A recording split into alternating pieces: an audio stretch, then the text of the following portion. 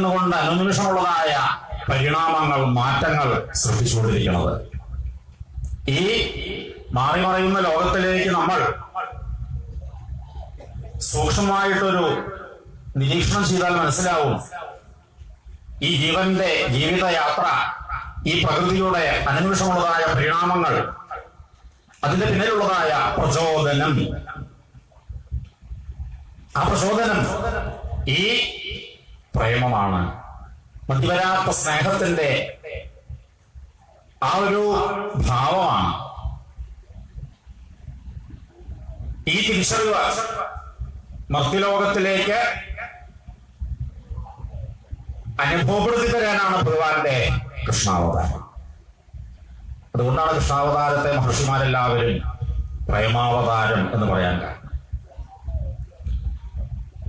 അത്തരമൊരു സ്നേഹം, പരിശുദ്ധമായ പ്രേമം വളർന്നു വരാനുള്ളതായ വഴിയാണ് ധർമ്മ, അർത്ഥ, കാമ, മോക്ഷാദികളാകുന്ന പുരുഷാർത്ഥങ്ങൾ. ആ ധർമ്മമാർഗം ഇന്നതാണ്.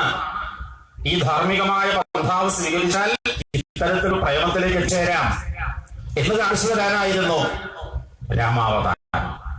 ത്രേതായുഗത്തിന്റെ അവസാനം ഭഗവാൻ രാമനായിട്ട് അവതരിച്ചതും അയോധ്യാധിപതിയായി ഈ രാജ്യത്തെ രാമരാജ്യമാക്കി തീർത്തതും ആ ധാർമ്മിക പന്ഥാവിൽ യാത്ര ചെയ്യുമ്പോഴാണ് മനസ്സിലാ പ്രേമം ഉദിക്കുക. അത്തരം പ്രേമത്തിന്റെ ധർമ്മ മാർഗത്തിനും അപ്പുറത്തുള്ള ധർമ്മം അനുഷ്ഠിക്കേണ്ടത് ധർമ്മം അനുഷ്ഠിച്ചുകൊണ്ടിരിക്കാനല്ല, ഈ പ്രേമഭാവത്തിലേക്ക് എത്തിച്ചേരാൻ വേണ്ടിയാണ് എന്നൊക്കെ ശ്രീരാമന്റെ കഥയിലും ശബരിയുടെ അടുത്ത് വന്ന് കഴിച്ചു കൊടുത്തതായ പഴം കഴിച്ചുകൊണ്ട് ഭഗവാൻ ലോകത്തിൽ കാണിച്ചു തരുന്നുണ്ട്. അവിടെ പ്രേമമെന്ന ആ അടുപ്പത്തിൽ ശുദ്ധാശുദ്ധങ്ങളില്ല, ധർമാധർമ്മങ്ങളില്ല, എല്ലാ ദ്വന്ദ്വഭാവങ്ങൾക്കും അപ്പുറത്താണ് ആ അദ്വൈതമായ പ്രേമഭാവം. ഇത് ശ്രീരാമനും തന്റെ യാത്രയിൽ വിഭീഷണൻ വന്ന് ശരണം പ്രാപിക്കുമ്പോൾ ശരണാഗതനായ വിഭീഷണന് പിന്നീട് ലങ്കാധിപതിയായി സ്ഥാനം കൊടുക്കുമ്പോൾ ആ രാമാവതാര നാടകത്തിൽ ചില സന്ദർഭങ്ങളിൽ ഭഗവാൻ അത് കാണിച്ചു തന്നിട്ടുണ്ട്. പ്രിയ സുഹൃത്ത് ഹനുമാനുമായിട്ടുള്ള ആ ആലിംഗനാദികളില് ധർമ്മം അതിൻ്റെതായ ഒരു പ്രാക്ടിക്കൽ മനുഷ്യജീവിതത്തിൽ ഭഗവാൻ അഭിനയിച്ച് ലോകത്തിന് കാണിച്ചു തന്നു. അത് ധർമ്മം അനുഷ്ഠിച്ചുകൊണ്ടിരിക്കാനല്ല, കർമ്മം ചെയ്തുകൊണ്ടിരിക്കാനല്ല, ആ ധർമ്മത്തിന്റെ ഫലമായി, കർമ്മത്തിന്റെ ഫലമായി ഈ ഒരു പ്രേമാവസ്ഥ മനസ്സിൽ ഉദിക്കാൻ വേണ്ടിയാണ്. അത്തരമൊരു പ്രേമഭാവമാണ് കൃഷ്ണാവതാരത്തിൽ ഉടനീളം കാണാൻ സാധിക്കും. എല്ലാവരെയും എപ്പോഴും പ്രേമിച്ചുകൊണ്ടിരിക്കുന്ന ആ ഒരു കൃഷ്ണന്റെ പ്രേമഭാവത്തിലേക്ക് നമ്മൾ എത്തിച്ചേർന്നാൽ ഉണ്ടാകുന്ന പരമാനന്ദം അത് വർണ്ണിച്ച് മനസ്സിലാക്കാൻ പറ്റുന്നതല്ല. ആ വിശ്വപ്രേമം കൊണ്ട് അനുഭവിച്ചറിയേണ്ട ഒരു വിഷയമാണത്. ഭഗവാൻ ശ്രീകൃഷ്ണനെ ആരാധിച്ചവരെല്ലാം അത്തരമൊരു പ്രേമാനന്ദമാണ്, മോക്ഷാനന്ദമല്ല അർത്ഥം. മോക്ഷം പ്രാപിക്കുക എന്ന മുക്താവസ്ഥയേക്കാൾ പരമാനന്ദമാണ് ഈ ഭക്തിരസം, ഈ ശ്രീകൃഷ്ണ പ്രേമരസം.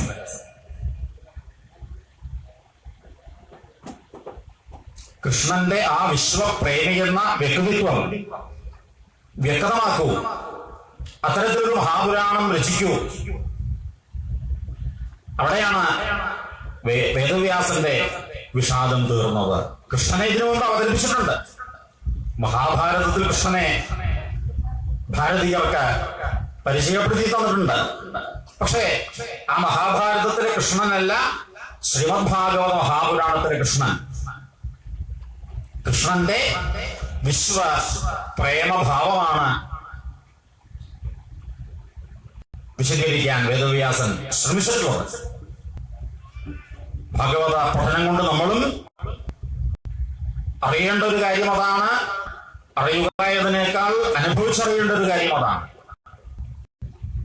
ശ്രീമദ് ഭാഗവത സപ്താഹയജ്ഞമെന്ന ഈ മഹായജ്ഞത്തിൽ തുടക്കം മുതൽ ഒടുക്കം വരെ ആവർത്തിച്ച് നമ്മുടെ മുമ്പിലേക്ക് കാണിച്ചു തരുന്നതായ ചിത്രം കൃഷ്ണന്റെ ചിത്രമാണ്. ശ്രീകൃഷ്ണൻ അത്തരത്തിൽ വിശ്വപ്രേമിയായി മാറിയതിന്റെ പല പല സാഹചര്യമാണ്. ധർമാധർമ്മങ്ങൾക്ക് അതീതമായി ഭഗവാന്റെ ആ ഭാഗവത ധർമ്മം, ഭഗവൽ പ്രേമം എന്ന ഭാവമാണ് വേദവ്യാസൻ ചിത്രീകരിക്കുന്നത്. തുടക്കം മുതലുള്ള കുന്തിസ്തുതിയിലായാലും ഭീഷ്മസ്തുതിയിലായാലും പാണ്ഡവരുടെ കഥകളിലായാലും പരീക്ഷത്തിന്റെ പ്രായോപവേശത്തിന്റെ കഥകളിലായാലും പ്രഥമസ്കന്ധം മുതൽ ഓരോരോ അധ്യായങ്ങളിൽ നമ്മൾ പരിശോധിച്ചാൽ ആ ശ്രീകൃഷ്ണന്റെ വിശ്വ പ്രേമഭാവം, അങ്ങനെ ഭഗവാനെ പ്രേമിക്കുന്നവരുടെ നാഥനാണ് ഭഗവാൻ.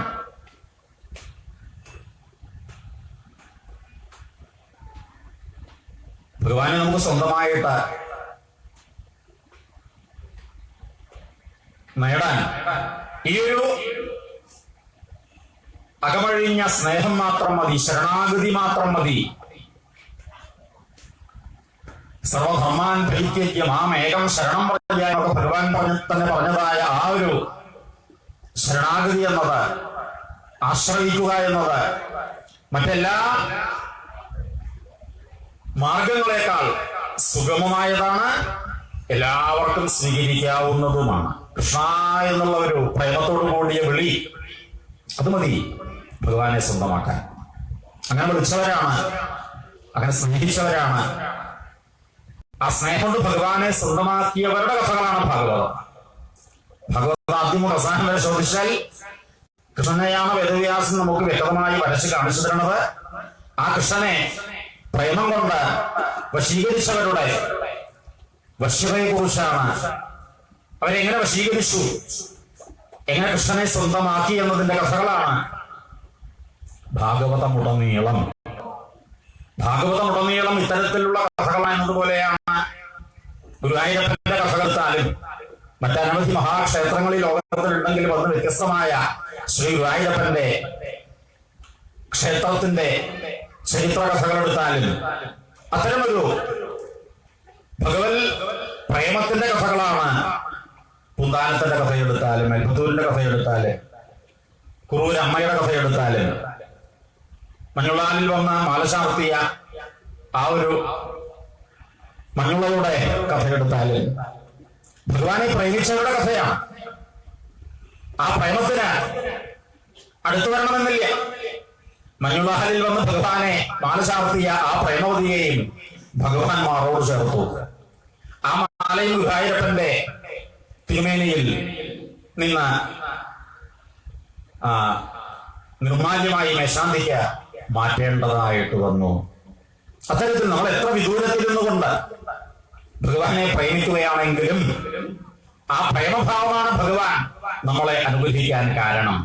മാനം കാക്കാൻ വേണ്ടി മറച്ചപ്പോൾ, രക്ഷിക്കണമെന്ന് പ്രാർത്ഥിച്ചപ്പോൾ ഭഗവാൻ ഒന്നില്ല. മാറത്തുനിന്ന് കൈയെടുത്ത് രക്ഷിക്കണമെന്നുള്ളതായ പ്രാർത്ഥന കേട്ടപ്പോഴാണ്, ആ ശരണാഗതിയിലാണ് ദ്വാരകാനാഥൻ പുഞ്ചേലയായിട്ട് ഒഴുകി വന്നത്. ഇങ്ങനെ കൃഷ്ണനോട് ബന്ധപ്പെട്ട ഏതൊരു കഥകൾ പരിശോധിച്ചാലും, ഗുരുവായൂരപ്പനോട് ബന്ധപ്പെട്ടതായ ഏതൊരു ഭക്തന്റെ കഥ പരിശോധിച്ചാലും അവരെല്ലാം ഈ ശ്രീ ഗുരുവായൂരപ്പനെ സ്വന്തമാക്കിയത്, ശ്രീകൃഷ്ണ ഭഗവാനെ സ്വന്തമാക്കിയത് പ്രേമം കൊണ്ടാണ്. അതുകൊണ്ട് നമ്മളും ഈ കിട്ടിയ മനുഷ്യ ജീവിതത്തിൽ കഴിയാവുന്നിടത്തോളം പ്രേമിക്കുക. പ്രേമിക്കുക എന്ന് പറഞ്ഞാൽ ഭഗവാനെ ശരണം പ്രാപിക്കുക. എന്റെ ജീവിതം എനിക്ക് വേണ്ടി എന്നുള്ള എന്റെ എന്ന ചിന്തകൾ മതവിട്ട് ഭഗവാന് വേണ്ടി ഞാൻ ചെയ്യുന്ന ഓരോ ശ്വാസോച്ഛ്വാസവും അന്തര്യാമിയായ ഭഗവാന് വേണ്ടി എന്നുള്ള ആ ഒരു ഭഗവാന് വേണ്ടി എന്നുള്ള ഭാവേ മാറ്റണ്ടു. ഞാനെന്നും എൻ്റെ എന്നൊക്കെ നമുക്കിങ്ങനെ ചിന്തിക്കാണ്ട് പറ്റുമോ?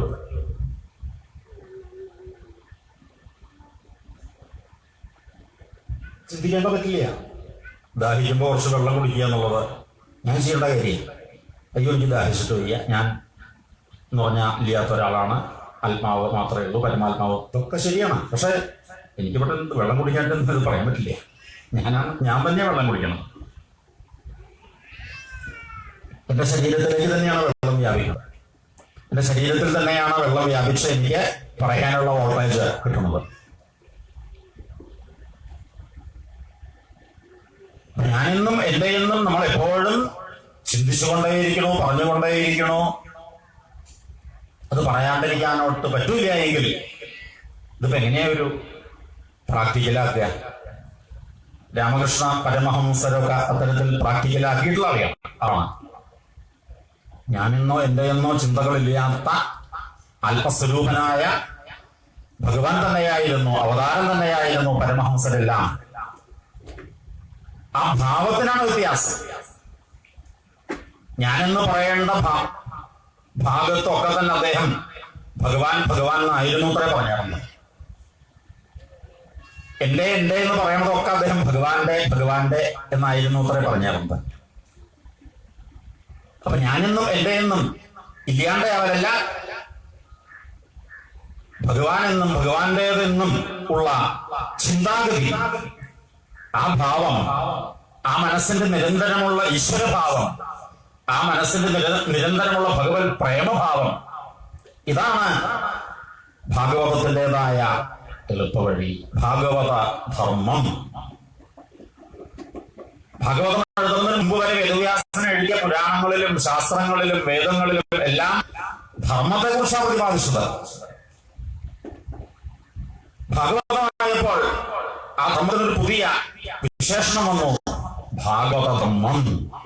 ഇതാണ് ഭാഗവത ധർമ്മം. നാരായണായേതി സമർപ്പയാമിനി ഏകാസ്കന്ധത്തിലും ആ ഭാഗവത ധർമ്മത്തെ പ്രതിപാദിക്കാൻ പോകുന്നു. ഇത്തരമൊരു സമർപ്പണ ഭാവം, ഞാനെന്നോ എൻ്റെ എന്നോ ചിന്തകളില്ലാതെ കൃഷ്ണ ചിന്തകളിൽ മുഴുകിയതായ ഒരു മനോഭാവം, അത്തരമൊരു കഥാപാത്രത്തിന്റെ കഥയാണ് ഞാനിപ്പോൾ പറയാനായിട്ട് ഇവിടെ പുറപ്പെടുന്നത്. സുധാവ് എന്നുള്ള ഭഗവാന്റെ കൂട്ടുകാരന്റെ മനസ്സനെയായിരുന്നു. അദ്ദേഹത്തിന് ഞാനുണ്ടായിരുന്നില്ല, എന്റെ ഉണ്ടായിരുന്നില്ല. കുടുംബജീവിതം ഈശ്വരൻ ആളായിരുന്നു, ഭാര്യയുണ്ട്, വീടുണ്ട്, എല്ലാം ഉണ്ട്. പക്ഷെ അദ്ദേഹത്തിന്റെ മനസ്സിൽ അല്ലാതെ മറ്റൊരു വിചാരം ഉണ്ടായിരുന്നില്ല. അതുകൊണ്ട് തന്നെ അദ്ദേഹത്തിന്റെ മനസ്സിൽ ഒരു വികാരവും ഉണ്ടായിരുന്നില്ല.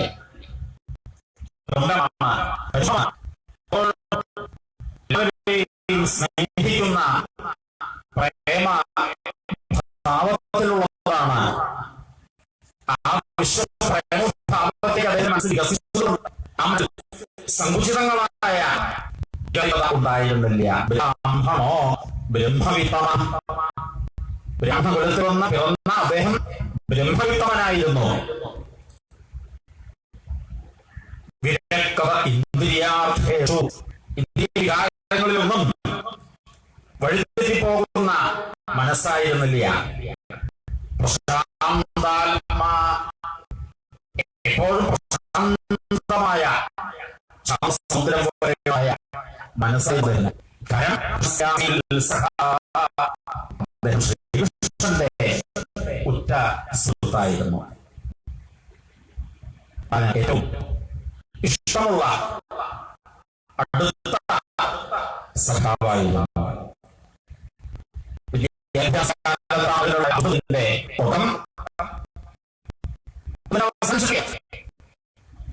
കോഴ്സ് പോലെയാണ് വിദ്യാഭ്യാസം. കഴിഞ്ഞ് ഉപനയനാദികളും കഴിച്ച രാമകൃഷ്ണന്മാരെ സന്ദീപനി മഹർഷിയുടെ കുലത്തിൽ വസുദേവര് കൊണ്ടുപോയി ചേർത്തു. അത് ഭഗവാനും രാമേട്ടനും ഈ കൂട്ടുകാരൻ സമാവുകൊണ്ടായ പഠന ഭാരതത്തിലെ ഹൃദയഭാഗത്താണ്, മധ്യപ്രദേശത്തിലാണ്. മധ്യപ്രദേശ് എന്നുള്ള സ്റ്റേറ്റിലാണ് ഭഗവാന്റെ പാഠശാല. ഈ ഭാരതത്തിലും പ്രത്യേകമായിട്ടുള്ള ചില പാഠശാലകൾ പറയുന്നത് മാതിരി ഭഗവാൻ പഠിച്ചതായ പാഠശാല ഗുരുകുലം സന്ദീപനി മഹർഷിയുടെ ആശ്രമം മധ്യപ്രദേശത്തിലാണ്. ഒരാളുടെ മുൻപ് 2011 അനിയൻ നാരായണദാസും വേറെ സുഹൃത്തുക്കളും കൂടിയിട്ട് അവിടെ ഒരാഴ്ച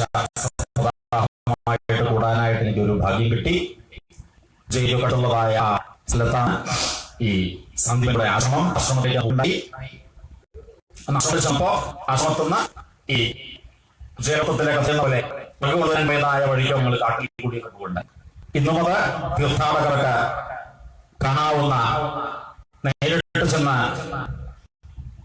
ആ അനുഭവങ്ങളെ പകരാവുന്ന രീതിയിൽ തീർത്ഥാടന കേന്ദ്രമായിട്ട് അവിടെ ശോഭിക്കണു സാന്ദീപനി മഹർഷിയുടെ ആശ്രമം. ഞാനത് ഗുരുവായൂരപ്പന്റെ ഫോട്ടോ എന്റെ കയ്യിലുള്ളത് അവിടെ ആശ്രമത്തിലുള്ള ഒരു സുഹൃത്തിന് കൊടുത്ത അദ്ദേഹം വളരെ സന്തോഷത്തോടു കൂടിയിട്ട് ഗുരുവായൂരപ്പനെ അവർക്കറിയാം. പരശുരാമ ക്ഷേത്രത്തിൽ കേരളത്തിൽ വന്നിരിക്കുന്ന ഗുരുവായൂരപ്പനെ കുറിച്ച് അവർക്ക് അറിയാവുന്നത് കൊണ്ട് ആ ഗുരുവായൂരപ്പന്റെ ഫോട്ടോ അദ്ദേഹം, മറ്റൊരു ഫോട്ടോ അദ്ദേഹത്തിന്റെ കയ്യിൽ ആശ്രമത്തിൽ സൂക്ഷിച്ചിട്ടുണ്ട്. നാട്ടിൽ കേരളത്തിൽ ഒരിക്കൽ വരുമ്പോ ഗുരുവായൂരപ്പനെ തൊഴണമെന്നതായ വലിയൊരു മോഹമുണ്ട്. അതിനുവേണ്ടതായ സംവിധാനങ്ങളൊക്കെ ചെയ്യണമെന്നൊക്കെ അമ്മ സൂചിപ്പിക്കുകയുണ്ടായി. ഭഗവാൻ പഠിച്ചതായ പാഠശാല ഗുരുകുലം മധ്യപ്രദേശത്തിൽ ഉജ്ജയിനിക്കടുത്ത് സന്ദീപനിയുടെ ആശ്രമം ഇന്നും തീർത്ഥാടന കേന്ദ്രമായിട്ട് ശോഭിക്കുന്നു. അവിടെയാണ് ഭഗവാൻ പഠിച്ചത്. ആ പഠിക്കുന്ന കാലത്താണ് ക്ലാസ്മേറ്റ് ആയിട്ടുള്ള ഈ കൂട്ടുകാരൻ സുധാമാവ് ഒപ്പം 14 ദിവസം കൂടെയുണ്ടായതും. അത്ര ദിവസം ഭഗവാന്റെ ഒപ്പം സുഹൃത്തായി ഒന്നിച്ചിരുന്ന് പഠിക്കാൻ സാധിച്ചതായ ആ സൗഹൃദമാണ് അദ്ദേഹത്തിന്റെ ഏറ്റവും വലിയ പഠിപ്പ്. പഠിച്ചു കുറെ ഡിഗ്രി നേടിയതല്ല, കൃഷ്ണന്റെ കൂടെ കുറച്ചു കാലം ഇങ്ങനെ ഒന്നിച്ച് പാഠശാലയിൽ കഴിയാനായിട്ട് സാധിച്ചു. നമ്മളിവിടെ കൃഷ്ണനെ കുറിച്ച് ഭാഗവത കഥകൾ പറയുമ്പോൾ തന്നെ, കൃഷ്ണനാമങ്ങൾ ജപിക്കുമ്പോൾ തന്നെ അത്തരമൊരു കൃഷ്ണപ്രേമം നമ്മളിൽ വർദ്ധിച്ചു വരണോ എങ്കിൽ കൃഷ്ണനോടൊപ്പം ഒന്നിച്ചിരുന്ന് പഠിച്ചതായ, കൃഷ്ണന്റെ കൂടെ കളിച്ചതായ അദ്ദേഹത്തിന് കിട്ടിയ ഭാഗ്യത്തെ കുറിച്ച് പറയാനുണ്ടോ? ആ സുധാമാവ് പിന്നെ ജീവിതത്തിൽ വേറെ ഒന്നും ചിന്തിച്ചിട്ടില്ല. കൃഷ്ണനെ സ്നേഹിച്ച് മതി വന്നിട്ടില്ല. 64 ദിവസം ഒന്നിച്ചു കൂടാൻ പറ്റിയുള്ളൂ. ശരിയല്ല, 64 സ്വാധ്യായ ദിവസങ്ങളാണ്. 64 പിന്നെ അനധ്യായ ദിവസങ്ങളുമായിട്ട് കുറച്ചുകൂടി ദിവസം. ഏതായാലും അത്രയും ദിവസങ്ങൾ ഗുരുകുലത്തിൽ ഒന്നിച്ച കൃഷ്ണനോടൊപ്പം കഴിയാൻ സാധിച്ചതായ അദ്ദേഹം തിരിച്ച് ഇല്ലത്തേക്ക് വന്നു.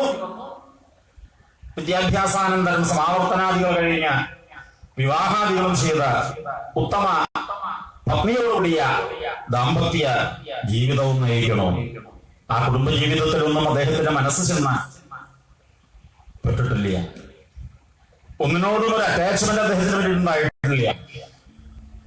ഭഗവാനുള്ളതായ ആ സ്നേഹം ഉള്ളിൽ തുടങ്ങിയത് മുതൽ ആ സ്നേഹം വേണ്ടി ഞാൻ ചെന്നു കഴിഞ്ഞാൽ തിരക്കിനിടയില് കൃഷ്ണനെ ബുദ്ധിമുട്ടിക്കണ്ട. ഞാൻ അവിടെ ചെന്നിട്ട് ഒപ്പം പഠിച്ച ഒരാളാന്നൊക്കെ പറഞ്ഞാലേ മറ്റു പരിപാടികളൊക്കെ മാറ്റി വെച്ചുകൊണ്ട് പിന്നെ എന്നോട് കൂടി കുറച്ചു നേരം സമയം ചെലവഴിക്കാണ്ടിരിക്കാൻ പറ്റില്ല. അങ്ങനെ കൃഷ്ണനൊരു വിഷമാവണ്ട. ഇതാണ് ഏറ്റവും അടുത്ത സുഹൃത്തിന്റെ, സൗഹൃദത്തിന്റെ, സഖാവിന്റെ സ്വഭാവം. താൻ കുറച്ച് ബുദ്ധിമുട്ടിയാലും വേണ്ടില്ല, തന്റെ സുഹൃത്തിന് ബുദ്ധിമുട്ടാവണ്ട എന്നുള്ള ഒരു പ്രേമം കാരണമാണ് കൃഷ്ണനോടുള്ളതായ എന്തെന്നില്ലാത്തതായ ഒരു സ്നേഹം കാരണമാണ് ആ സുഹൃത്ത് ഇന്നേ വരെ പുറപ്പെടാതെ കണ്ടിരുന്നത്. പലതവണയായിട്ട് പത്നി പുറപ്പെടുവിച്ചതാണ്. ബഹുശ പ്രാർത്ഥിതോ മൃദു. അനേക തവണയായിട്ട് ആ ജലപത്നി ഒന്നുപോയി ദ്വാരകയിൽ ചെന്ന് കൂട്ടുകാരനെ കൃഷ്ണനെ കണ്ടുകൂടെ ചോദിക്കുമ്പോൾ ഒന്നും അദ്ദേഹം പുറപ്പെട്ടിരുന്നില്ല. ഇപ്പത് ഒരിക്കൽ പോകാനായിട്ട് ഒരുങ്ങണു. സുധാമാവ് അത്തരത്തിൽ ദ്വാരകയിലേക്ക് പുറപ്പെടാനും കാരണം ദ്വാരകയിലിരുന്ന് തന്റെ കൂട്ടുകാരനെ കാണാൻ ഭഗവാൻ ആഗ്രഹമാണ്. എപ്പോൾ ഭഗവാൻ ആഗ്രഹം വരുന്നുവോ അപ്പോഴാണ് സൃഷ്ടി. എപ്പോൾ ഭഗവാന്റെ ഉള്ളിൽ പ്രേമം ഉദിക്കുന്നുവോ അപ്പോഴാണ് ഈ പ്രപഞ്ചം ഉണ്ടാവുന്നത്. ഭഗവാന്റെ വിശ്വപ്രേമമാണ് ഈ പ്രപഞ്ച സൃഷ്ടിക്ക് കാരണം. ഭഗവാന്റെ വിശ്വപ്രേമമാണ് ഈ പ്രപഞ്ചത്തെ രക്ഷിച്ചുകൊണ്ടിരിക്കാൻ കാരണം. ഭഗവാന്റെ വിശ്വപ്രേമമാണ് പ്രേമവതിയായ പാർവതിയോട് കൂടിയ മഹാദേവനായിട്ടുള്ള സംഹാരമൂർത്തിയായിട്ടുള്ള വേഷം കെട്ടാൻ കാരണം. എപ്പോൾ ഈ വിശ്വപ്രേമിയായ ഭഗവാന്റെ ഉള്ളിലൊരു പ്രേമം തോന്നുന്നുവോ അപ്പോഴാണ് ആ പ്രേമിക്കുന്ന ജീവന്, ഏതൊരു ജീവനെ ഭഗവാൻ പ്രേമിക്കുന്നുവോ ആ ജീവന് ജീവിതത്തിൽ നിന്ന് സർവതരത്തിലും രക്ഷപ്പെടാനായിട്ട് സാധിക്കും. ഭഗവാന് നമ്മുടെ നേരെ അങ്ങനെ ഒരു പ്രേമം തോന്നാറാവണച്ചാൽ നമ്മൾ ചെയ്യേണ്ടത് എന്താ? നമ്മൾ ഭഗവാനെ പ്രേമിച്ചുകൊണ്ടിരിക്കും, ഭഗവാനെ ആരാധിച്ചുകൊണ്ടിരിക്കുക.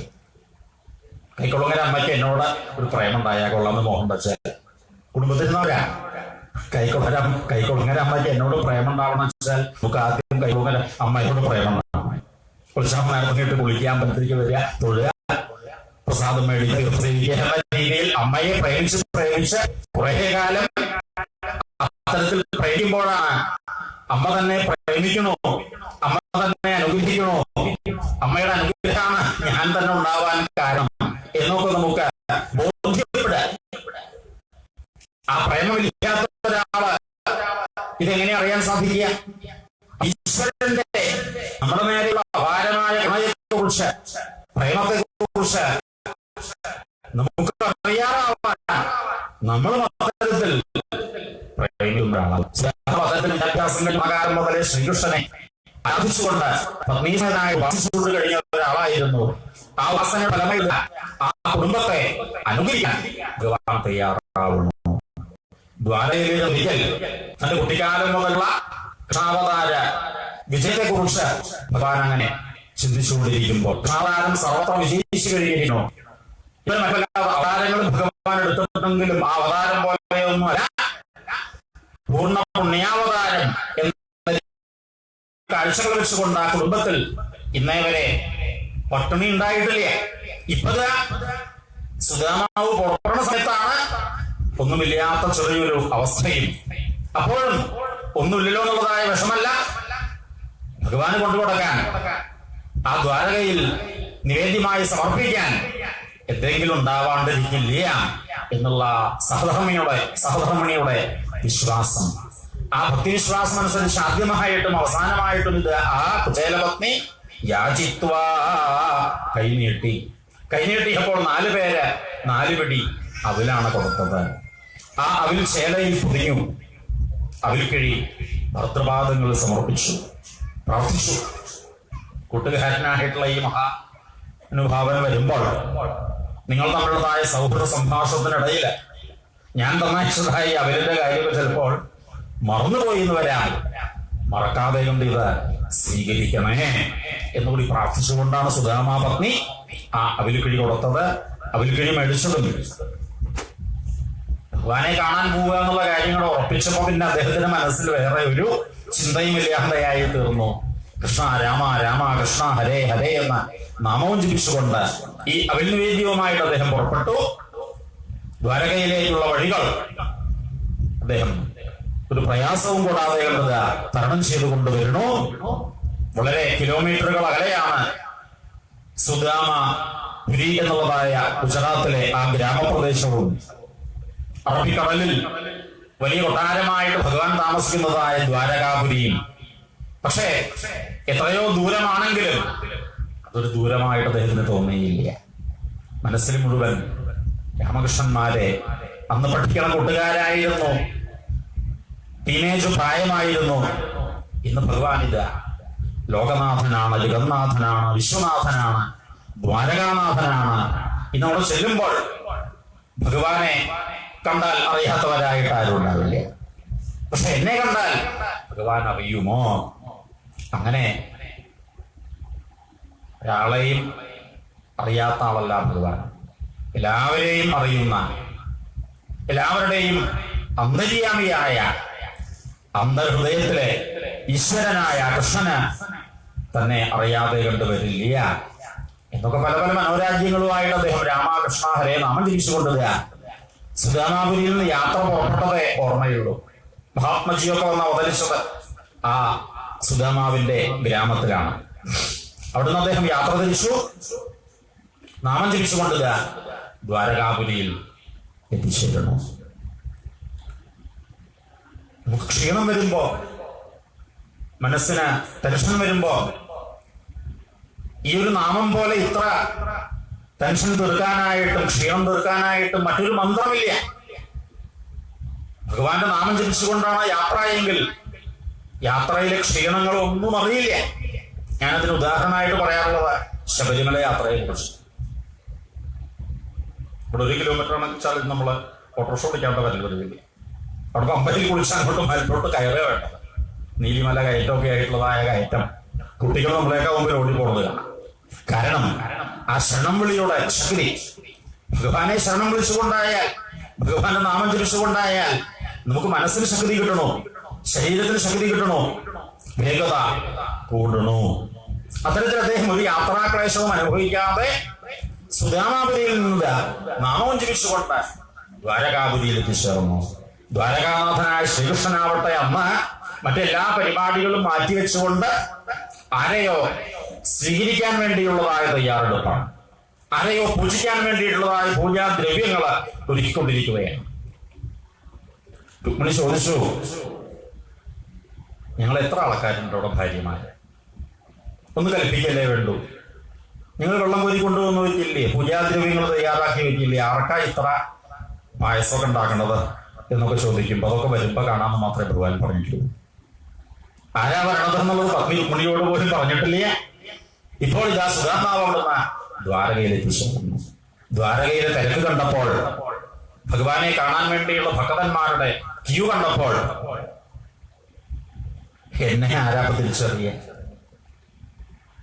അവധൂത വേഷത്തിലുള്ള അദ്ദേഹത്തിനെ കണ്ടുകൊണ്ട് പലരും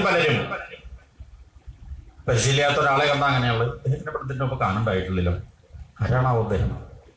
കാണുന്നവരെ തൊഴുതുകൊണ്ട് വന്ദിച്ചുകൊണ്ട് അദ്ദേഹം കൃഷ്ണനെ അല്ലാണ്ട് രണ്ടാമത് വേറൊന്നും കാണുന്നില്ലേ. അദ്ദേഹം കാണുന്നതെല്ലാം കൃഷ്ണമയമാണ്, കേൾക്കുന്നതെല്ലാം വേണുഗാനമാണ്. സർവേന്ദ്രിയങ്ങളെ കൊണ്ടും ആ ഭഗവാനെയാണ് അനുഭവിച്ചുകൊണ്ടിരിക്കുന്നത്. അതുകൊണ്ട് തന്നെ കാണുന്നവരുടെ നേരെ വന്ദിക്കണോ, ഈ മഹാനുഭാവൻ ആരെയെന്ന് ആർക്കും മനസ്സിലാവണില്ല. രുക്മിണി സമേതനായി ഭഗവാൻ വസിക്കുന്നതായ കൊട്ടാരത്തിന്റെ ഗോപുരദ്വാരത്തിൽ ആ മഹാബ്രാഹ്മണൻ എത്തിച്ചേർന്നതോടുകൂടി ഭഗവാൻ തന്നെ മറന്നുകൊണ്ട് ഭക്തവാത്സല്യത്താൽ പരിഭ്രമിച്ചുകൊണ്ട് വരണു. ആ കൂട്ടുകാരനെ കണ്ടതും ഭഗവാന്റെ കണ്ണു നിറയണു. മറോട് ചേർത്ത് ബ്രഹ്മാനന്ദത്തിൽ അദ്ദേഹം ലയിച്ച് ഭഗവാൻ ഇതാ കൂട്ടിക്കൊണ്ടുവന്ന സ്വർണസിംഹാസനത്തിലിരുത്തി ലക്ഷ്മി ദേവി ഒഴിച്ചു കൊടുക്കുന്നതായ ആ സ്വർണ ഭഗവാൻ അദ്ദേഹത്തിന്റെ മഹാബ്രാഹ്മണനായ അദ്ദേഹത്തിന്റെ പാദങ്ങളെ ഭഗവാൻ തന്നെ ശുദ്ധജലം കൊണ്ട് കഴുകിച്ചു. ആ ബ്രാഹ്മണ പാദതീർത്ഥം എല്ലാവരുടെയും ശിരസിൽ തെളിച്ചു. ഭക്തന്മാരിവിടെ വരുമ്പോ ഭഗവാനെയാണ് കാല് കഴുകി തീർത്ഥം തെളിക്കാറുള്ളത്. ഇവിടെ ഭഗവാൻ തന്നെ കാല് കഴുകിയിട്ട് ആ തീർത്ഥം തെളിക്കുന്നത് കണ്ടപ്പോൾ ഭഗവാന് പോലും ആരാധ്യനായ ഈ മഹാത്മാവ് ആര് എന്ന് നോക്കി നിൽക്കണവർക്ക് മനസ്സിലാവണില്ല. പാലും പഴവും മറ്റ് മധുര പലഹാരങ്ങളും എന്ന് വേണ്ട നിവേദ്യാദികൾ തന്നെ ഭഗവാൻ തന്നെ നേരിട്ട് സമർപ്പിക്കണോ. ഭക്തന്മാർ എപ്രകാരം ഇവിടെ വന്ന് ഭഗവാനെ പൂജിക്കാറുണ്ടോ അത്തരത്തിൽ ഭഗവാനെ ഭക്തനെ ഭക്തത പൂജ എന്നെ പൂജിക്കുന്നതിനേക്കാൾ എന്റെ ഭക്തന്മാരെ പൂജിക്കുന്നതാണ് ഉദ്ധവ എന്റെ സന്തോഷം എന്ന് ഉദ്ധവനോട് ഭഗവാൻ പറയുന്നുണ്ട്. ഇതെല്ലാം ഭഗവാൻ തന്നെ ആ സന്തോഷങ്ങൾ അനുഭവിച്ച കാര്യങ്ങളാണ്. സുധാമാവിനെ അത്തരത്തിൽ പൂജിച്ചു. പിന്നീട് ആൾക്കാരോട് ഇനി അദ്ദേഹത്തിനെ പരിചയപ്പെടുത്തുന്നതിനേക്കാൾ നല്ലത് എല്ലാവർക്കും പരിചയപ്പെടാൻ പാകത്തിന് അദ്ദേഹത്തിനോട് സംഭാഷണം ചെയ്യാൻ നല്ലതെന്ന് ഭഗവാൻ തീരുമാനിച്ചു. അങ്ങനെ സുധാമാവിന്റെ പൂജാദികളൊക്കെ കഴിഞ്ഞ് അടുത്തും ഭഗവാൻ അങ്ങനെ ഇരുന്ന് ഒപ്പത്തിനൊപ്പം ഇരുന്ന് സംഭാഷണം ആരംഭിച്ചു.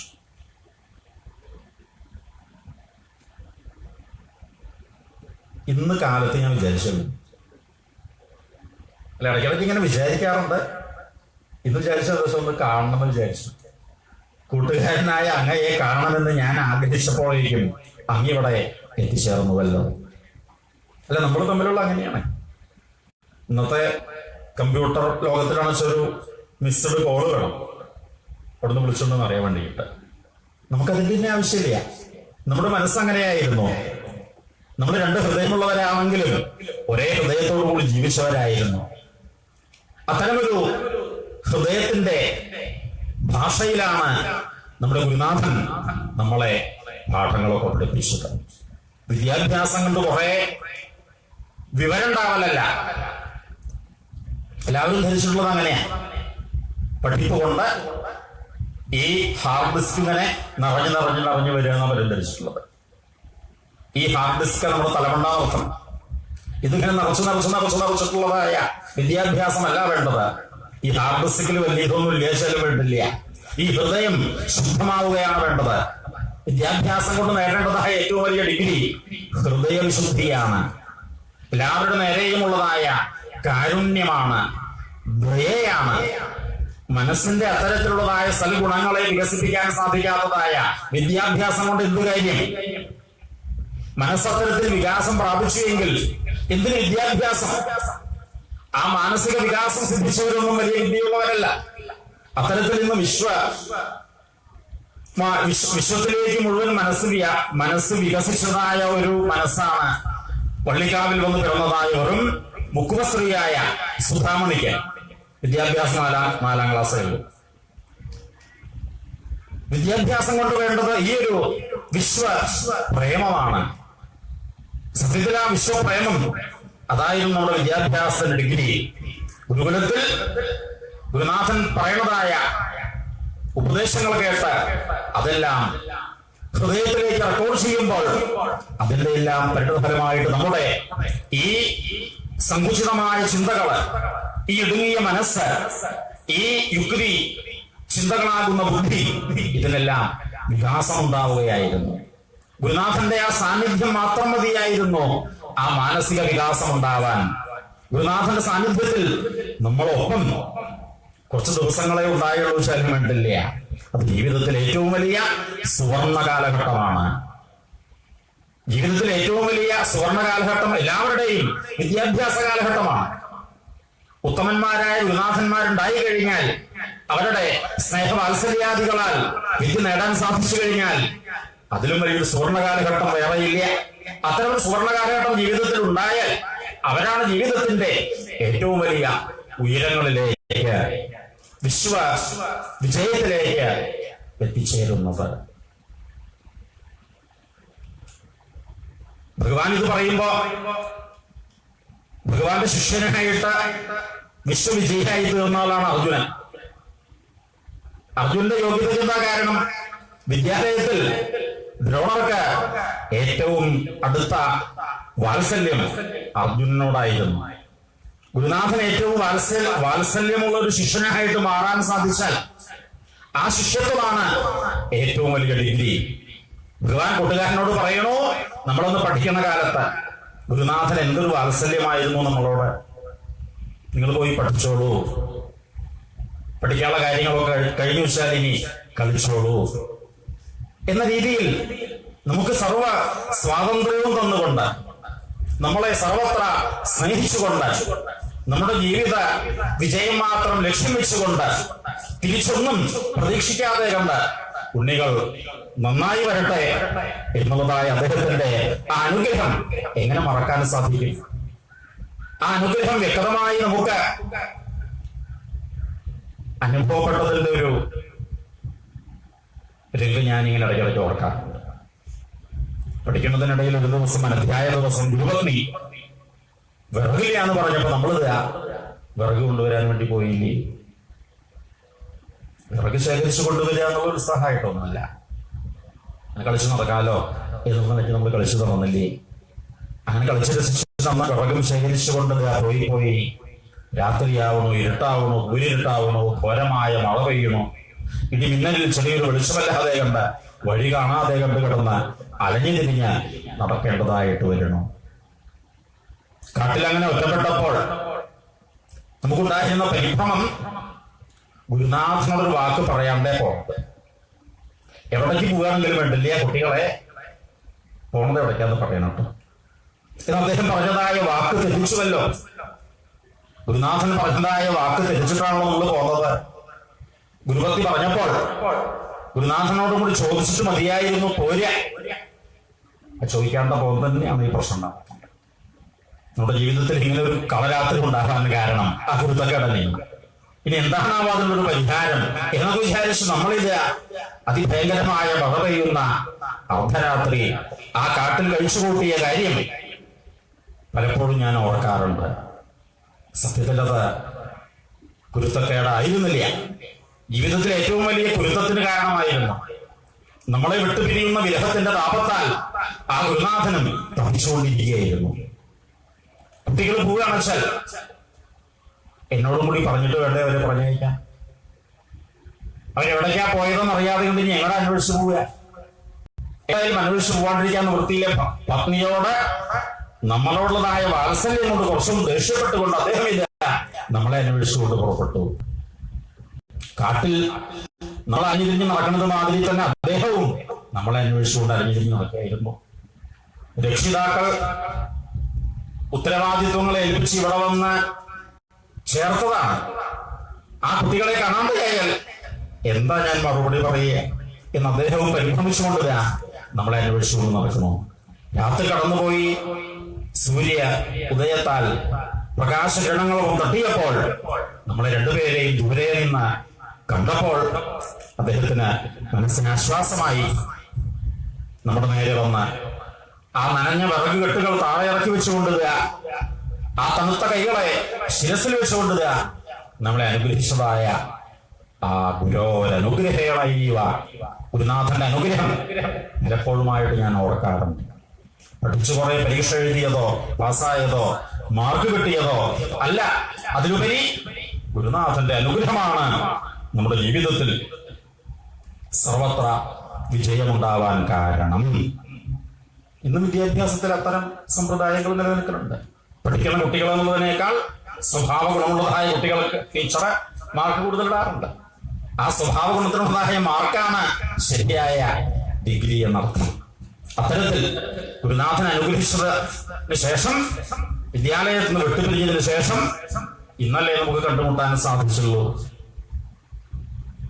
എന്റെ ഒരു കഥ പറയാൻ തുടങ്ങിയാൽ എപ്പോഴാണ് അവസാനിക്കാൻ? ശരി, അന്ന് മഥുരയിൽ വന്നതിന് ശേഷം ഉണ്ടായതായ കഥകള്, പിന്നെ മഥുര വിട്ട് ഓടിപ്പോന്ന ഈ ദ്വാരകയിലും താമസിക്കേണ്ടി വന്നതായ കഥകള്, രാമേട്ടന്റെ കല്യാണമൊക്കെ കഴിഞ്ഞതിന് ശേഷം ഇതായി രുക്മിണി പ്രേമലേഖനം കൊടുത്തയച്ചപ്പോ രുക്മിണിയെ ഞാൻ കൈപിടിച്ച് കൊണ്ടുവന്നത്.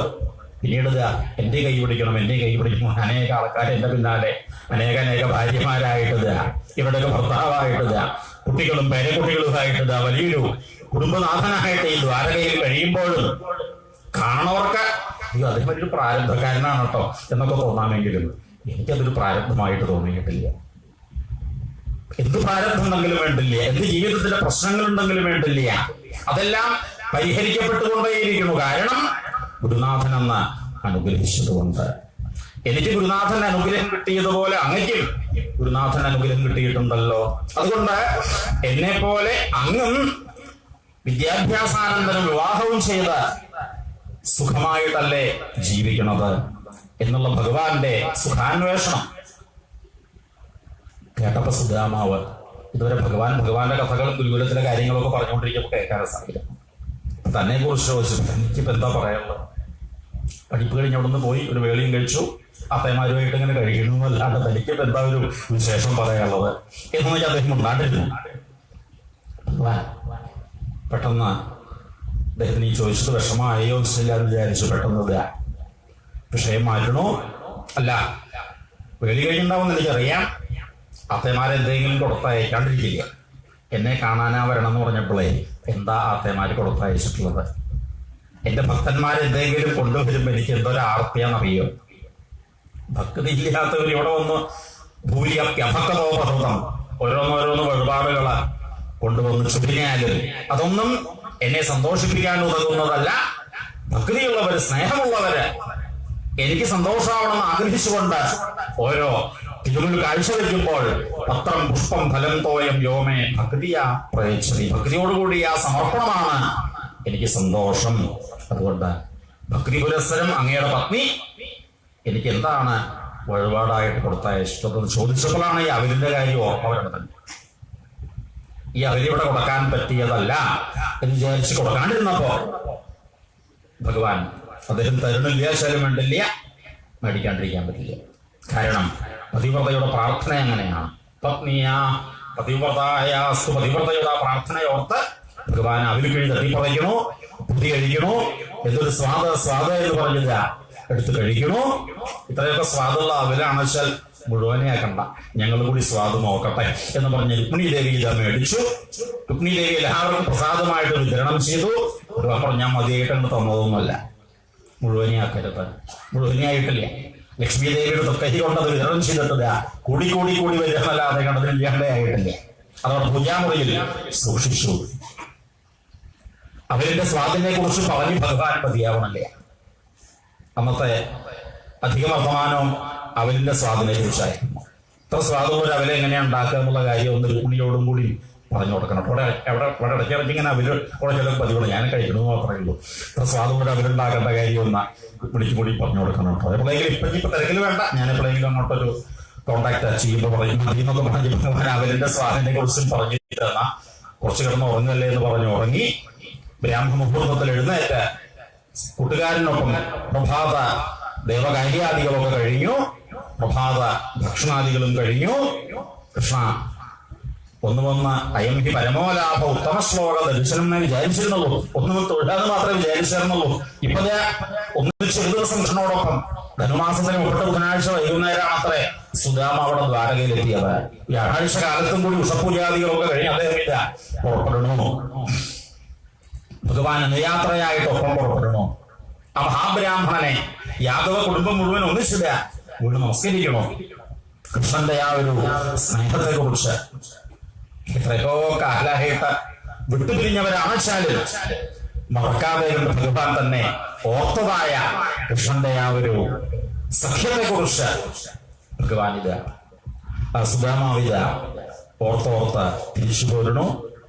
കുറെ നടന്നപ്പോഴാണ് അദ്ദേഹത്തിന് താൻ ഓരോ മനോരാജ്യം വിചാരിച്ചു വഴി തെറ്റിപ്പോയോ, ഇവിടെ തന്നെ കിടന്ന് വട്ടം തിരികെയാണോ സംശയമായത്. അത് മറ്റൊരു ദ്വാരകാപുരിയായിട്ട് മാറി. അദ്ദേഹത്തിന്റെ സുധാമാപുരി ഇപ്പോൾ ദ്വാരകാപുരി എന്ന പോലെ മാറിക്കഴിഞ്ഞിരിക്കണം. ത്രിഭുവന സുന്ദരിയായിട്ട് ലക്ഷ്മി ദേവിയെ പോലെ അടുത്തു വന്ന മനസ്സ വഹിച്ചുകൊണ്ട് അദ്ദേഹത്തിനെ സ്വീകരിച്ചു കൊണ്ടുപോകുന്നു. ആ ഭഗവാൻ അനുഗ്രഹിച്ചു കിട്ടിയതായ സൗഭാഗ്യം, ആ മണിമാളിക, അത് അദ്ദേഹത്തിന്റെ മനസ്സിൽ ചെറിയൊരു വേദനയാണ് ഉണ്ടാക്കിയത്. കൃഷ്ണനോട് സ്നേഹം കുറഞ്ഞോ?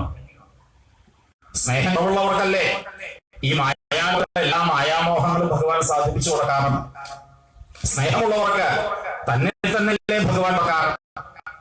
എനിക്ക് ഭഗവാൻ സ്വന്തമായിട്ട് കിട്ടിയതാണ്, ഭഗവാൻ എന്നെ ണോ?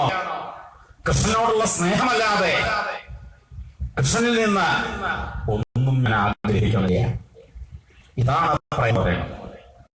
ഭഗവാനിൽ നിന്നും പ്രതീക്ഷിക്കാതെ കണ്ടുള്ളതായ അഹൈതുകമായ സ്നേഹം, അതാണ് ഭാഗവതം പറഞ്ഞു തരുന്നതായ ഭക്തി, ജ്ഞാനവൈരാഗ്യയുക്തമായ ആ പ്രേമഭക്തി.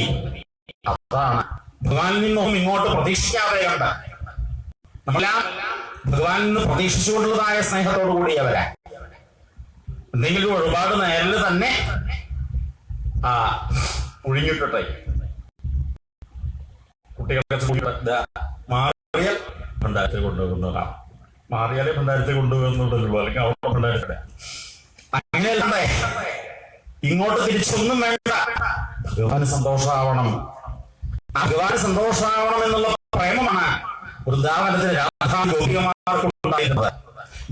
ഭഗവാന് സന്തോഷമുള്ള പ്രേമത്തിന് മറ്റൊരു കഥാപാത്രമാണ് ഈ സഖാവായ സുദാമാവും. ഭഗവാന് സന്തോഷമാവുക എന്നല്ലാണ്ട് എന്തെങ്കിലും ഭഗവാനിൽ നിന്ന് കിട്ടണമെന്ന് ഒട്ടും ആഗ്രഹിക്കാത്തതായ നിരപേക്ഷം ശാന്തം നിർവൈരം സമദൃശനം എന്ന് ഭക്തിയുടെ ഉത്തമമായ ഡിഗ്രി ഉദ്ധവനോട് ഭഗവാൻ പറയുന്നുണ്ട്. ഏറ്റവും ഉദാത്തമായ ഭക്തി അതാണ് നിരപേക്ഷം, ഒന്നും അപേക്ഷിക്കാതായ നിർവൈരം, ആരോടും വൈരങ്ങളില്ലാത്തതായ ദ്വേഷങ്ങളില്ലാത്തതായ പ്രേമം മാത്രമുള്ളതായ സമദർശനം, സർവരോടും സമത്വഭാവമുള്ളതായ ആ മനോഭാവം, ആ ഭഗവാനെ കുറിച്ച് നിരന്തരമുള്ള മനോഭാവം, അതല്ലാതെ മറ്റൊന്നും അദ്ദേഹം ആഗ്രഹിച്ചുമില്ല. ഇതെല്ലാം ഭഗവാൻ തന്ന പ്രസാദമാണ്, അത് മറക്കരുത് എന്ന് പറഞ്ഞ പ്രസാദമാകുമ്പോ അത് നമ്മൾ മാത്രം അനുഭവിക്കേണ്ടതില്ല. അർത്ഥം എല്ലാവർക്കും അതനുസരിച്ച് അദ്ദേഹം ഭഗവാൻ പുറത്തതായ സർവ സമ്പത്തും സൗകര്യങ്ങളും മറ്റുള്ളവരെയും സഹായിച്ചുകൊണ്ട് അവരെ കൃഷ്ണഭക്തന്മാരാക്കി തീർത്തുകൊണ്ട് ആ സമാപരിയിലുള്ളതായ എല്ലാവരും സുധാമാവിനെ പോലെ കൃഷ്ണഭക്തിയുള്ളവരായി മാറ്റാനായിട്ട് വിനിയോഗിച്ചുകൊണ്ട് അനുഭവിച്ചു. എല്ലാം അനുഭവിച്ചു. ഞാൻ അനുഭവിച്ചു, അനാസക്തനായിട്ട് അനുഭവിച്ചു. ആ അനാസക്തിയുടെ കഥയാണ്. ആ അനാസക്തിക്കാണ് ഭക്തി എന്ന് പറയുക. ഭക്തിയുള്ള ഒരാൾക്ക് ഒന്നുമില്ലാതെയാവണമെന്നൊന്നുമില്ല. നമ്മളങ്ങനെ ധരിച്ചിട്ടുള്ളത്. നടക്കുന്നത് കണ്ടില്ലേ? വിഷം കിട്ടി നടക്കണ വേഷനോട്ടുള്ളതായ അറ്റാച്ച്മെന്റ് ഉണ്ടാവില്ല. അറ്റാച്ച്മെന്റ് ഇല്ലാണ്ടാണ് അനാസക്തിയാണ്. ഈ ലോകത്തിലെല്ലാം ഒന്നിനോട് എന്റെ എന്ന മമതയില്ലാതെ എല്ലാം ഭഗവതായ പ്രസാദം, ഭഗവത് പ്രസാദമാണ് ജീവിതം എന്ന ഭാവത്തോടുകൂടി അദ്ദേഹം സുഖമായി ജീവിതമായി. സുധാമാവിന്റെ കഥ നല്ല കഥയുടെ അവസാനം ശ്രീശുഖ അവിൽ ഈ കഥയെ അവലിന്റെ കഥയാണ്. എന്നാണ് ഈ കഥയുടെ പേര്.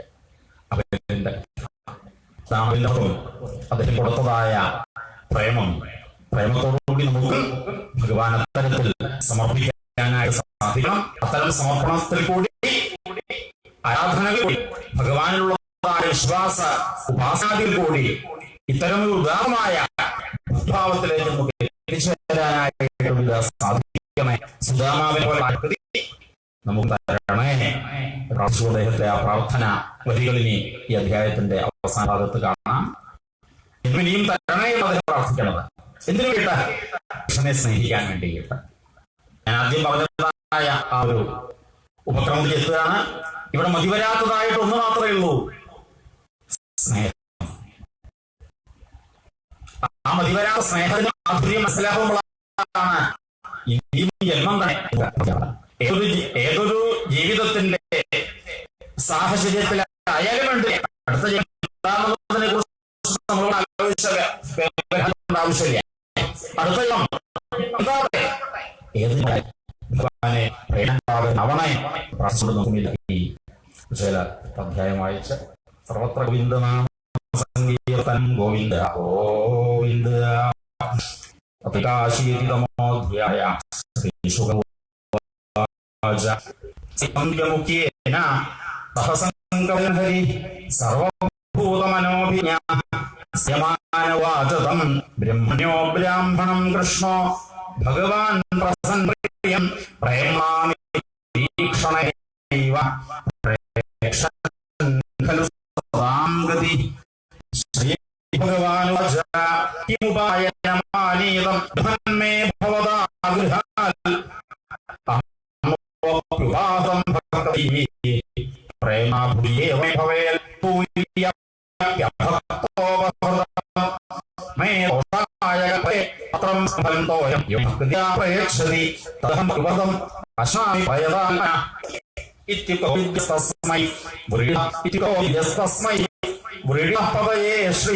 പൃഥുകപ്രസവരാജൻ പ്രായച്ഛതവാങ്മുഖ സർവഭൂതാത്മദൃക് സാക്ഷാൽ തസ്യാഗമനകാരണം വിജ്ഞായാചിതയന്മായം ശ്രീകാമോ മാഭജൽപ്ര പത്നിയാ പതിവായാസു സഖാ പ്രിചികീർഷയാ പ്രാപ്തോ മാമസ്യ ദസ്യാമി സമ്മതോ മർത്യദുർലഭാഃ ഇത്തം വിചിന്ത്യ വസനാ ചീരബദ്ധാം ദ്വിജന്മന സ്വയം പൃഥുതണ്ഡുലാൻ സർവത്ര ഗോവിന്ദ നാമ സങ്കീർത്തനം ഗോവിന്ദ ഗോവിന്ദ. നാരായണ നാരായണ നാരായണ നാരായണ നാരായണ നാരായണ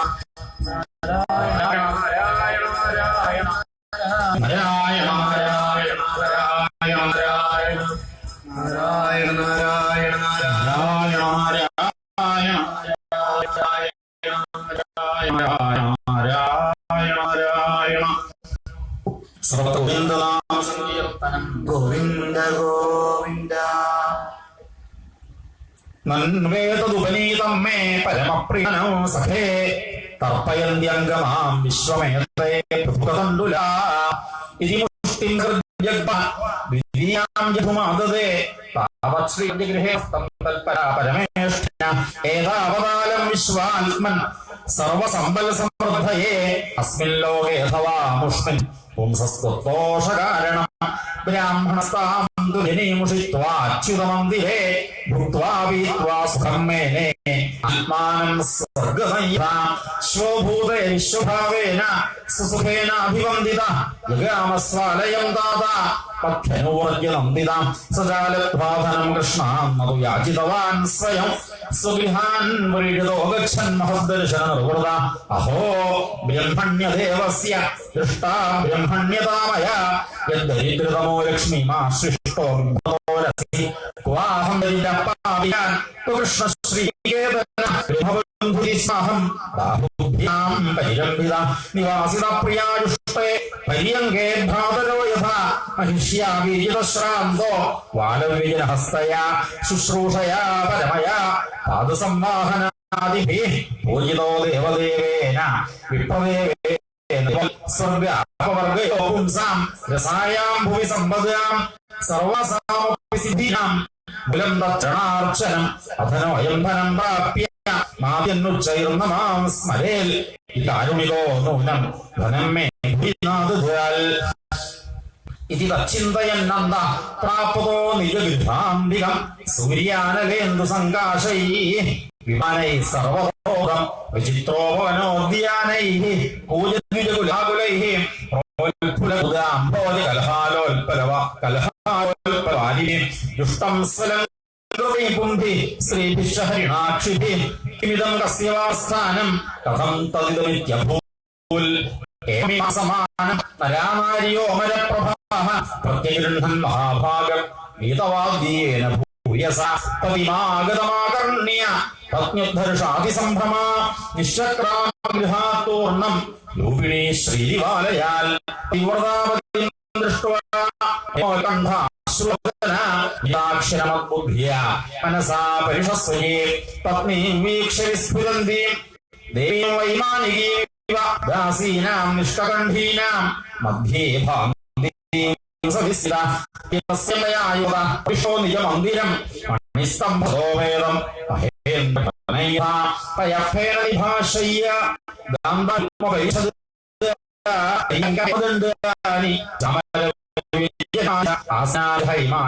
മധൂപസ്തരണാനി മുഖദാദാം വിളംബീനി വിധാനാനി ദ്യുമന്തി ച സ്വച്ഛസ്ഫടികകുട്ടീഷു ഹാമരകതേഷു ച രത്നദീപാഭ്രാജമാന ലനാരത്നസംയുതാ വിലോക്യ ബ്രാഹ്മണസ്തത്ര സമൃദ്ധി സർവസമ്പദാം തർക്കയാമാസമനുയഗ്ര സുസമൃദ്ധിമഹൈതുകീം നൂനം ബദൈതൻ മമ ദുർഭഗസ്യ ശുദ്ധരിദ്രസ്യ സമൃദ്ധിഹേതു മഹാവിഭൂതൈരവലോകതോന്യോ മൈവോപദ്യതയൂത്തസ്യ മന്നോബ്രുവാണോ ദിശതേ സമക്ഷം യാജിഷ്ണവേ ഭൂരിഭോജ്യ പർജന്യവത്തൽ സ്വയമീക്ഷമാണോ ദാശാരിഹകാണാം ശുഭസഖാമേ കിഞ്ചിൽ കരോത്യുർവപിയൻ സുദത്തം സുകൃതം ഫൽവപി ഭൂരികാരി മയോപനീതാം ഹൃദയം പ്രത്യഗ്രഹേൽ പ്രീതിയുതോ മഹാത്മാ സുധാമാവിന്റെ പത്നീസമേതം കുടുംബസമേതം നാട്ടുകാരോട് എല്ലാവരോടും ഒപ്പമുള്ളതായ പ്രാർത്ഥനയിൽ നമുക്കും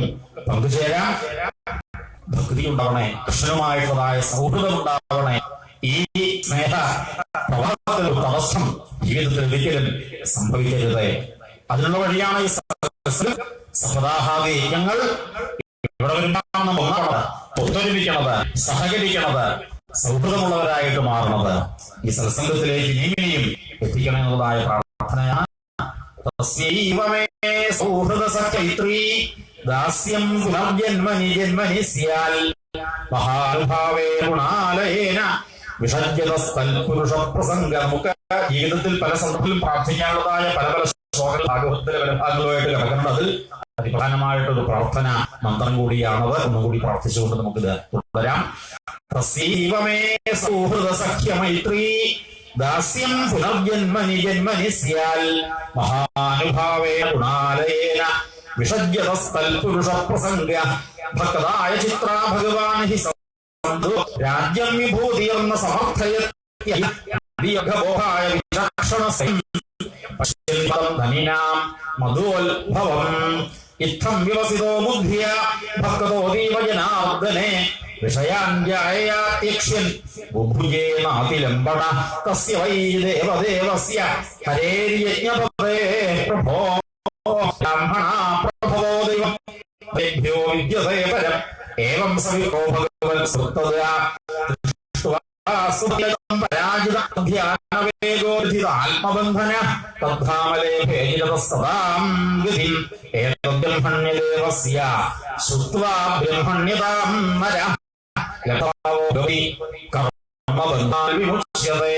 ശ്രീമദ്ഭാഗവതേ മഹാപുരാണേ പാരമഹംസ്യസിദ്ധായ ഗോവാഖ്യാനം ഏകാശീമോധ്യായ സത്രഗോവിന്ദനാമ സങ്കീർത്തനം. ഗോവിന്ദ നിങ്ങളൊക്കെ ഭഗവാനോട് വളരെ പ്രേമമുള്ളവരായിട്ട് കേട്ടിരുന്നതാണ്. ഞാനും സമയം അറിയേണ്ടത്. എൻ്റെ മുമ്പിൽ വാച്ചും വെച്ചാലും സമയം 1 മണിയാണ് വെച്ചാലും ഒന്നേക്കാലാവാറാവാൻ കാരണം ഞങ്ങളൊക്കെ പ്രകൃതിയാണ്. ഞാനും കാവനാട് രാമൻ തുടങ്ങിയ ഈ സുഹൃത്തുക്കളെല്ലാവരും ഒരു ഭാഗവത സുഹൃത്തിൽ പലപ്പോഴും ചേരുള്ളവരാണ്. ഏതായാലും ഇത്തവണയും അമ്മയുടെ അടുത്ത് വരാനും പങ്കെടുക്കാനും സാധിച്ചതായ സന്തോഷം അറിയിക്കുന്നു. സർവത്ര ഗോവിന്ദനാമ സങ്കീർത്തനം. ഗോവിന്ദ